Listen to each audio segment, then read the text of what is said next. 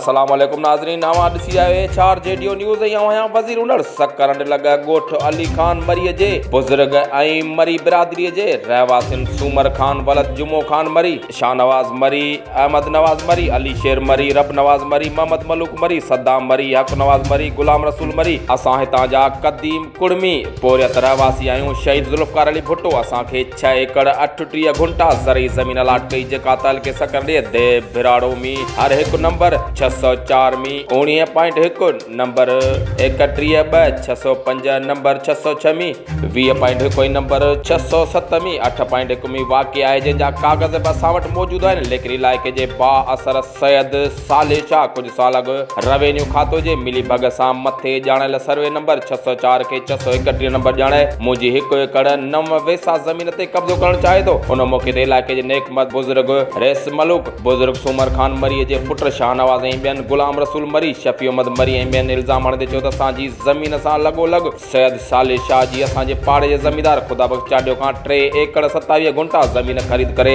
असांजे ई 48 वेसा आमिर रोड ते मौजूदु ज़मीन पबाइणु चाहे थो, जंहिं लाइ हू काज़ी अहमद थाणी जे SHO हुसैन अली खरल जे मदद सां असांखे तंग करे रहियो आहे। असांजे छोकिरनि खे नशे आवर सोपारियुनि जे कूड़नि केसनि में गिरफ़्तार करे हिरासा करे रहिया आहिनि, जंहिं लाइ असां वज़ीर आला Sindh, chief secretary Sindh, IG Sindh, deputy commissioner SSP Shaheed Benazirabad खां घुर कयूं था त रवीनो खाते सकरंड जे मिलवस करप्ट अमलदारनि SHO काज़ी अहमद ऐं बाअसर वॾेरे साले शाह ख़िलाफ़ कार्रवाई करे असांखे तहफ़ुज़ ॾेई इंसाफ़ फराहम कयो वञे, न त ॿी सूरत में असां प्रेस क्लब काज़ी अहमद ॾाढो एहतिजाजी कैंप लॻाए मरण घड़ीअ ताईं बुख हड़ताल कंदासीं। पर कीअं तरीक़ा था अपनाइनि? 2012 खां जॾहिं पुल रोड ठहियो आहे, 2012 खां वठी हिन 20 ताईं असांखे ॾाढो तंग कयो अथसि। अच्छा, केतिरो तरीक़ेकार कयो थो हाणे? तक़रीबन पुलिस सपोर्ट सां, तक़रीबन पुलिस सां हिरासमेंट थो करे।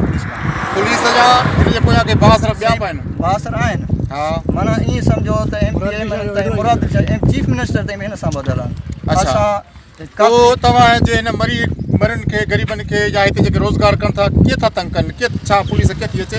साईं हिकिड़ो अवर टाइम राति जो 2 बजे 3 बजे मासूम केबिन ते सुता पिया आहिनि, जेको 200-500 कमाइण वारा राति जो पुलिस उन खयो वञे 15-20 हज़ार ॾेई असां माण्हू था छॾायूं पंहिंजा। अच्छा, अब तव्हां पुलिस जेको चवण त बाबा असां सोपार में चालान था कयूं, अब जेकर पोइ सोपारियूं आहिनि बरामद थियूं त ज़ाहिर कयो न, उहो बि न आहे। अच्छा, जेको सोपारियूं जेके निकितियूं आहिनि उहे त हिते जे माण्हुनि खे ख़बर आहे त की ॿिए बासर वटां निकितियूं? साईं उहे शौकत शाह वटां, जेको साले शाह जो ख़ासि माण्हू आहे ऐं ज़मीन बि साले शाह जी आहे, बेले जे कब्ज़े जी, जेका 470 एकड़ ज़मीन आहे, उते जेके बरामद थियूं आहिनि सोपारियूं कटनि जा कटा उते। अच्छा, जेको साले शाह आहे इन हिते तव्हांखे हिननि जे तव्हांजे बिरादरीअ खे या तंग थो करे या ॿिया बि कब्ज़ा कया अथसि? साईं हिन एरिया में पूरे में उहो माण्हू कोन्हे जेके, पर माण्हू ॻाल्हाए नथा सघनि, डिॼनि था ख़ौफ़ज़दा आहिनि, चवंदा मरी ॻाल्हायूं असां बेवस आहियूं। हीअ जेके बिरादरी आहे हीअ वोटर कंहिंजा आहिनि?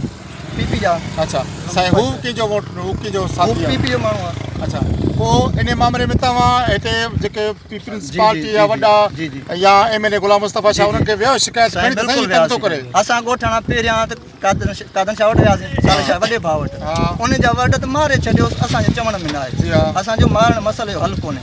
साईं मसइलो हल कराए ॾे, जी जी, उतां मसइलो हल न थियो, पहुची तव्हां डारसन भरे साईं मीर वटि वञो, गुलाम मुस्तफ़ा शाह। अच्छा, उते विया? वरी उते वियासीं, साईं मीर जो चवणु बाबा जेकॾहिं तव्हां ट्रैक्टर वाहींदो, छो जो तव्हां फिरो वञो ट्रैक्टर सां किराए ते आंदो, ही खॾा लटाए त उहो ट्रैक्टर सां फिरो वञो, तव्हां चालान कराइजो, किराए ते आंदो ड्राइवर। साईं मीर जो चवणु त जेसीं ताईं ट्रैक्टर तव्हां आणींदा रहंदो पुलिस ईंदी रहंदी। उन खां पोइ असां कोर्ट कयो आहे, हिन वक़्तु कोर्ट में केस हलंदड़ आहे। तव्हांजा माण्हू तव्हांखे मुसलसल हिरासा बि करे थो, पुलिस बि मोकिले थो, बासर माण्हू ॿिया तरीक़ा हुरबा बि करे थो, ॻोठाणा बि ॿधाए थो। इन सिलसिले में तव्हां वज़ीर आला जो नालो थो वठे, उन खां छा मुतालबो कंदा? साईं मीर छा था मुतालबो कयो हिन प्लेटफॉर्म जे थ्रू? साईं असांखे पंहिंजो हक़ ॾिनो वञे। हा, अगरि जेकर असीं हिन इलाइक़े जा रहवासी आहियूं, अगरि शाह अचे त मां हिते वेठल आहियां, मुंहिंजे जेका अबेदारी जेका ज़मीन आहे हिते, त शाह ज़ाहिर करे। मुंहिंजो चवण इहो त जॾहिं बि जेको साले शाह आहे वज़ीर आला जो नालो थो वठे, तव्हां उनखे छा था पैगाम ॾियो? असां उन खां हक़ था घुरूं, असां इंसाफ़ थिए, असांखे पंहिंजो हक़ ॾिनो वञे।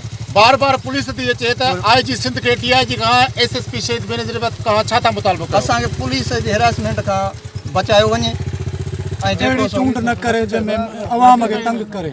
जीअं त नाज़रीन, हीअ जेके ॻोठाणनि जो इहो मुतालबो आहे वज़ीर आला सिंध खां त साईं तव्हांजो नालो वठी तबा सैयद आहे मुंहिंजी उनखे सपोर्ट आहे। उन खां अलावा तक जे MNA सैयद गुलाम मुस्तफ़ा शाह खां पिणनि ॻोठाणनि इहो मुतालबो कयो त साईं तव्हांजा असां वोटर आहियूं ऐं जॾहिं बि हू अचे थो त गुलाम अली ख़ासि केली उनजो सपोर्टर आहे, उनजो साथी आहे। ख़ुदा असां सां इंसाफ़ कयो। HR JDO न्यूज़ में फ़िलहाल एतिरो ई। वधीक ख़बरुनि जी अपडेट्स लाइ ॾिसंदा रहो HR JDO न्यूज़।